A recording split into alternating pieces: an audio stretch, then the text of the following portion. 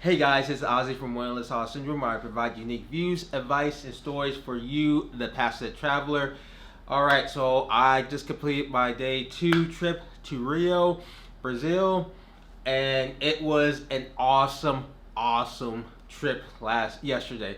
I had a blast going to the Christ the Redeemer statue. If you've never heard of it, Google it. This thing is one of the seven wonders of the world, and it did not fail to produce the reason why it is that. This thing is a glorious statue of Jesus Christ extending his arms out over Rio. This is very powerful thing to witness, and it is very crazy. When I did my tour, I had to get there early because a lot of people are going there early in the morning to beat the rush. A lot of people come here. This is one of the most famous architects in the world. If much less in Brazil. It is well known. It is what represents Brazil. It is the jewel of Brazil, in my opinion. If you plan to go out there, it is better to catch the first train. Now, what's interesting is that my tour guide, Renata, told me about the history about this and how it got built. The train actually got built before the statue, and because of that, a French architect, which is not surprising because the Statue of Liberty was created by a Frenchman. So it's not surprising that French architecture decided to do this for South America. So I find that very interesting when you learn about this, about the architecture who helped design this was a French architecture. But because of the train that was built to go up the mountain, a lot of the stones were used to load on the train and go up the mountain to build the Christ the Redeemer statue. It is very fascinating when you learn it. When you go on the train, it will go up hills and you will see a stunning view of Rio. It is very beautiful, especially on a sunny day. You will love it. You will not regret it when you go on this train. But it is very steep, so when you get on the train, make sure you sit down and secure your stuff because it will go uphill and your stuff will start sliding down if you're not paying attention. But you go up the hill on the train, the mountain on the train, you arrive, make sure you get your tickets. You're going to get a ticket that will allow you to get on the train and get going up and get on the train going back down. Do not lose that ticket when you go up there, because that is the only way to get in and get out. I don't know what happens if you lose your ticket out there, but trust me, don't lose your ticket. Make sure you hold on to that ticket, whatever the cost. Alright, so you get up there, you arrive, you get off the train, you'll see this magnificent wonder of the world.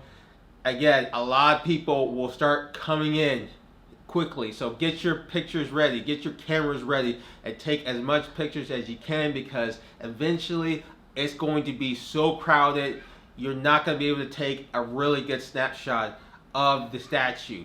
People are going to be walking in, people are going to be interrupting your shots, people are just going to stand there.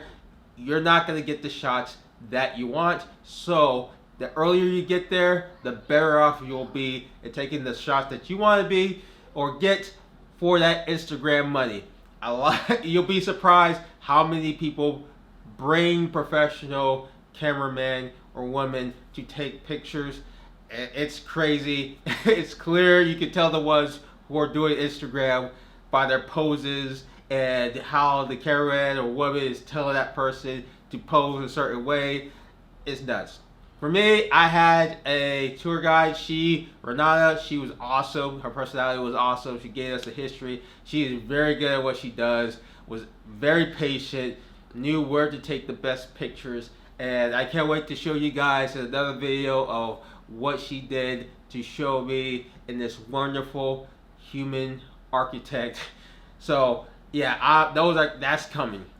Alright, so after a while, you get to see a lot of Rio, and it is beautiful. Rio is it's interesting because at that point where you are with this Christ the Redeemer, it's actually split up into multiple sections of Rio. So it's kind of like New York City, in which you have the different boroughs. It's similar to that, and like depending on where you're staying, you're going to be in a different district. So I find that very interesting.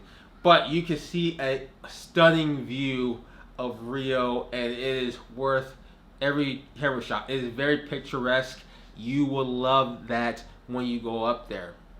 Well, this was a great opportunity. The weather was working in our favor. We was able to get glorious pictures. We was able to go to different points of Rio to take awesome steady shots, and it was just magnificent. I had a blast out there just going around different points to take pictures, and it was worth the tour. I had a blast. After I completed my tour with Renata and taking pictures, which by the way I did with Airbnb. Airbnb, now they're not sponsoring me or anything, but Airbnb has very affordable trips that will save you money, that you could get to see a lot of places, particularly in Rio. You get to do stuff that's off the beaten path at a very affordable rate. That's where I am reserving a lot of my tours, is through Airbnb. I use multiple stuff, but Airbnb stands out to me because it takes you off the beaten path, such as if you want to learn how to cook locally, you could do that. Later on, I'm going to learn how to make a Brazilian drink called a caipirinha, which I'm very excited. I might buy a few bottles to take home with me to share with family and friends to get their thoughts on it. But going back to Airbnb, Airbnb is awesome, especially when you come to Rio. There's a lot of stuff that you're going to do once you reserve, if you decide to reserve with them, and it's worth it. All right, so after I completed the tour, I decided to go buy some souvenirs. My souvenir is I love to collect flags wherever I go. I had to get a Brazil flag to take home with me. Fortunately, I went to a souvenir shop. They had what I wanted.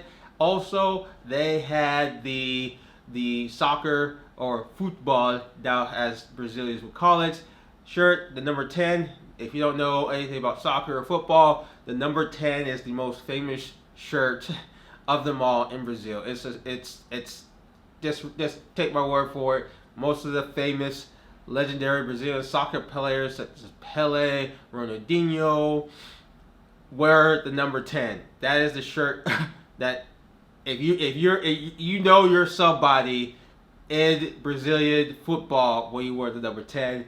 So I got that shirt, and I'm very excited.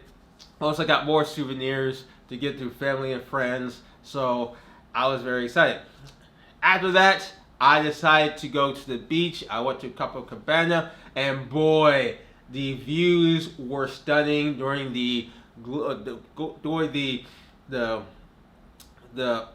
hours of the sunset. So I call that the glory hour, or there's another term for it. I can't think of it at the top of my head, but the sunset was going down.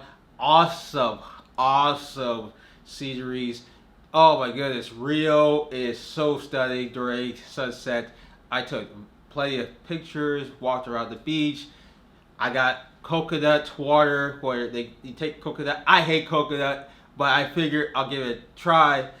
I drank some, and eventually it started annoying me, and I didn't finish it. I'm surprised how much water coconut has. I could not believe you could drink. It felt like I was drinking an entire gallon of coconut water.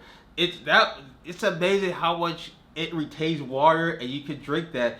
But eventually I got tired of it, and I started feeling not so good after drinking. So I put it down near the trash, and I just left it there because I couldn't drink anymore. Again, if you haven't known from my other video that I told you that I post or will post, I don't like coconut because my dad used to make me eat coconut. He used to roast coconuts, and that would be like a lot of times what I ate, and I got sick and tired of it, so I've never been a fan of coconut.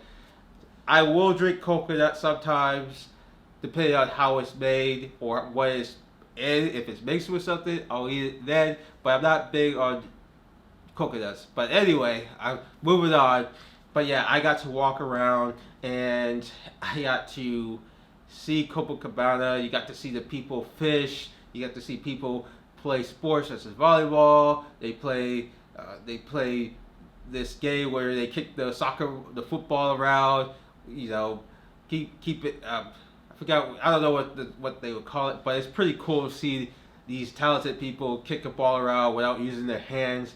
I know I know for some of y'all that might not be amazing, but to me, when I was looking at it, it was amazing how they could keep going after a while and not let the ball touch the ground after a while. But it is very beautiful. Nighttime in Rio is stunning. It's very electrifying. It's very powerful. It's like I would compare it to Sydney, Australia, in which it feels like there's always something going on. There's a lot of stuff. Tonight I am going to be out and about. As I said, I'm going to learn how to make drinks. So I'm going to be recording what it is like to go out in Rio during nighttime. So I am very fascinated. So I just want to give you guys a heads up, let you guys know what's going on. This is kind of like a diary for me, and yeah, I had a blast. And if you want to come out here, check out my videos. I am posting daily videos while I'm here about Rio. Also, check out my other videos if you're planning to go to Nigeria. If you're definitely planning to get a Nigerian visa, get one. I'll teach you how to get one. Also, check out my other videos about Philly, Costa Rica, Turkey, whatever you need to help you guys travel more, because we need more passionate travelers around the world. I believe passionate travelers are very important. So check out those videos, help this channel grow, and I'll be seeing you guys later. Peace.